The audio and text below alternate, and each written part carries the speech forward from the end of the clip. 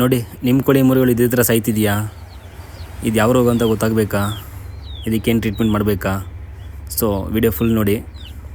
Hi everyone, ನಾಟಿ ಕೋಳಿ ಪ್ರಿಯರೇ, ಯಾರಾದರೂ ನಾಟಿ ಕೋಳಿ ಇದೆ ಅವ್ರು ಯಾರು ವಿಡಿಯೋ ಸ್ಕಿಪ್ ಮಾಡಿಬಿಡಿ. ಇವತ್ತೊಂದು ರೋಗದ ಬಗ್ಗೆ, ಕೋಳಿ ರೋಗದ ಬಗ್ಗೆ ಹೇಳ್ತಾ ಇದ್ದೀನಿ.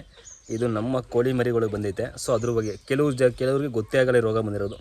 ಈ ರೋಗ ಹೆಂಗೆ ಬರುತ್ತೆ ಅನ್ನೋದು ಕೂಡ ಗೊತ್ತಾಗಲ್ಲ ಸಡನ್ಲಿ. ಅದು ಗೊತ್ತಾಗೋದು ಯಾವಾಗ ಅಂದರೆ ಆ ಕೋಳಿ ಮೇಯ್ಯೋದು ಬಿಟ್ಬಿಡುತ್ತಲ್ಲ, ಮೇಯ್ದು ಬಿಟ್ಬಿಟ್ಟು ಒಂದೇ ನಿಂತ್ಕೊಂಡು ಸುಸ್ತಾಗಿ ಸತ್ತೋಗೋ ಮೂಮೆಂಟಲ್ಲಿ ತುಂಬ ಜನ ಫೈಂಡ್ ಆಗುತ್ತೆ. ಸೊ ಅದಕ್ಕಿಂತ ಮುಂಚೆ ಹೆಂಗಪ್ಪ ಅದನ್ನು ನಾವು ತಿಳ್ಕೊಳ್ಳೋದು ರೋಗ ಬಂದೈತೆ ಕೋಳಿಗೆ ಅಂತ.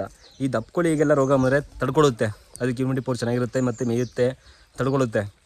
ಸ್ವಲ್ಪ ಅದು ಕ್ಯೂರ್ ಆಗುತ್ತೆ ಬೇಗ. ಆ್ಯಂಟಿಬಯೋಟಿಕ್ ಜಾಸ್ತಿ ಅದರ ಔಷಧಿ ಕೊಟ್ಟರೆ ಕ್ಯೂರ್ ಆಗುತ್ತೆ. ಆದರೆ ಈ ಕೋಳಿ ಮರಿಗೆ ಬಂದಾಗ ಆ್ಯಂಟಿಬಯೋಟಿಕ್ ಎಲ್ಲ ಏನು ಮಾಡಿದ್ರು ಕೂಡ ಅದು ಕ್ಯೂರ್ ಆಗೋಲ್ಲ, ಸಾಯೋ ಚಾನ್ಸಸ್ ತುಂಬ ಇರುತ್ತೆ. ಅದಕ್ಕೆ ನನಗೆ ಅನುಭವ ತುಂಬ ಅನುಭವ ಆಗ್ತೈತೆ. ಇತ್ತೀಚೆಗಂತೂ ಈ ಕೋಳಿ ಮರಿ ಮೊದಲು ಸ್ಟಾರ್ಟಿಂಗಲ್ಲಿ ಏನೂ ಇರಲಿಲ್ಲ, ಯಾವುದೇ ಥರದ ರೋಗ ಬರ್ತಿರಲಿಲ್ಲ, ಏನೂ ಆಗ್ತಿರಲಿಲ್ಲ. ಕೋಳಿ ಮರಿಗಳೆಲ್ಲ ಚೆನ್ನಾಗಿದ್ದೋ, ಫೈನಾಗಿದ್ದೋ, 10-15 ಮಾಡಿದ್ರು ಕೂಡ 1-2 ಸಾಯಿದು ಎಲ್ಲ ಉಳ್ಕೊಳ್ಳೋದು. ಬಟ್ ಇವಾಗ ಯಾವ ರೀತಿ ಆಗ್ತೈತೆ ಅಂದರೆ 50 ಮಾಡಿದ್ರು ಕೂಡ 50 ಸಾಯ್ತೈತೆ.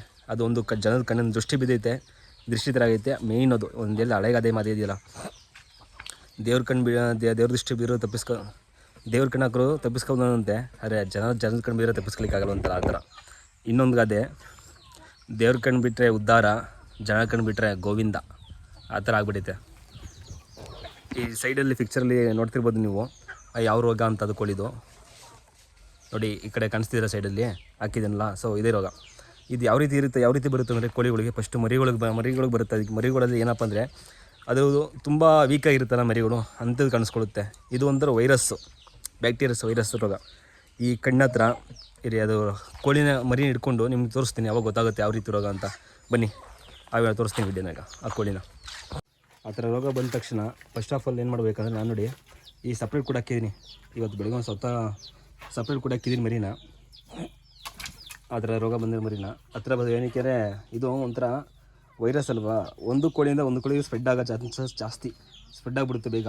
ಆದರೂ ಕೂಡ ದೊಡ್ಡ ಕೋಳಿಗೂ ಕೂಡ ಸ್ಪ್ರೆಡ್ ಆಗಿಬಿಡುತ್ತೆ, ಮತ್ತು ಮರಿ ಕೋಳಿಗಳು ಕೂಡ ಸ್ಪ್ರೆಡ್ ಆಗಿಬಿಡುತ್ತೆ. ಅದಕ್ಕೆ ಏನು ಮಾಡಬೇಕಂದ್ರೆ, ಆ ಮರಿ ಕೋಳಿಗಳ ಹತ್ರ ಬಿಡಬಾರ್ದು, ದೂರ ಇಡಬೇಕು. ಈ ಅಕ್ಕಪಕ್ಕ ಬಂದರೂ ಪರವಾಗಿಲ್ಲ, ದೂರ ಬಿಡಬೇಕು. ನಾನು ಏನು ಮಾಡಿದ್ದೀನಿ, ಕೌಚ್ ಹಾಕಿದ್ದೀನಿ, ನೋಡ್ತಿರ್ಬೋದು. ಇರಿ, ಅದು ಹಿಡ್ಕೊತೀನಿ ಒಂದು ಸಹ. ಏನಕ್ಕೆ ಬಿಟ್ಟರೆ ಸಿಗಲ್ಲ, ಮೇಲೆ ಒಟ್ಟೋಗುತ್ತೆ ಆ ಕಡೆ ಈ ಕಡೆ.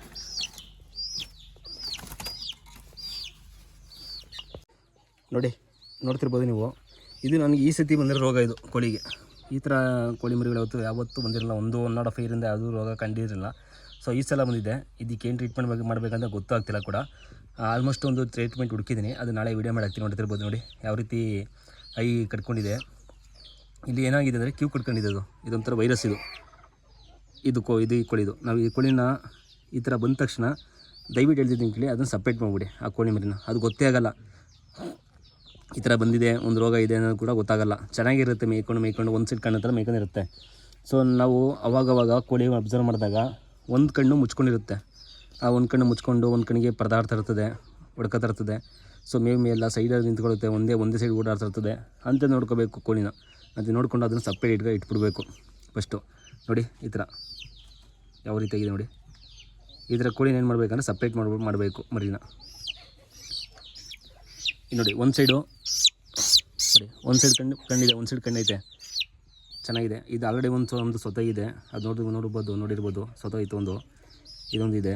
ಸೊ ಈ ಥರದ್ದು ಏನು ಮಾಡಬೇಕಂದ್ರೆ ಸಪ್ರೇಟ್ ಮಾಡಬೇಕು. ಇದು ಬದಿಕಂದ್ರೆ ಪರವಾಗಿಲ್ಲ, ಬದಿಕಲ್ಲಿ ಕ್ಯೂರ್ ಆಗಿಲ್ಲ ಅಂದರೆ ಪರವಾಗಿಲ್ಲ, ಸೊತ್ತೋರು ಪರವಾಗಿಲ್ಲ.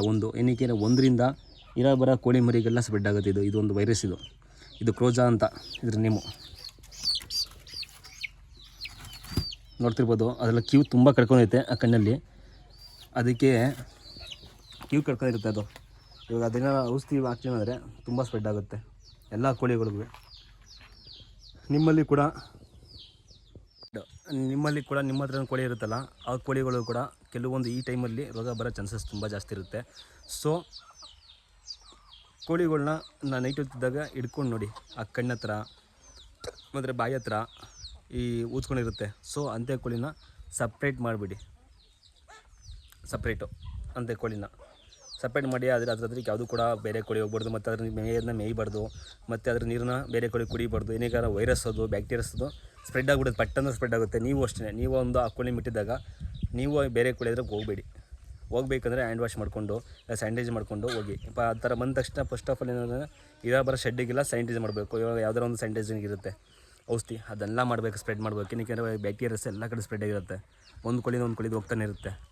ಅದರಿಂದ ಥ್ಯಾಂಕ್ ಯು ಸೋ ಮಚ್. ನನಗೂ ಇದು ನೆಕ್ಸ್ಟ್ ನಾಳೆ ವೀಡಿಯೋ ಮಾಡಾಕ್ತೀನಿ, ಅದಕ್ಕೆ ಯಾವ ಥರ ಟ್ರೀಟ್ಮೆಂಟ್ ಮಾಡ್ತೀನಿ, ಅದಕ್ಕೆ ಏನು ಟ್ರೀಟ್ಮೆಂಟು ಇದೆ ಅನ್ನೋದನ್ನು ನಾಳೆ ವೀಡಿಯೋದಲ್ಲಿ ಕಂಪ್ಲೀಟಾಗಿ ತೋರಿಸ್ಕೊಡ್ತೀನಿ. ಸೊ ಈ ವಿಡಿಯೋ ಇಷ್ಟ ಆಗಿರೋ ಲೈಕ್ ಮಾಡಿ. ಥ್ಯಾಂಕ್ ಯು, ಧನ್ಯವಾದಗಳು.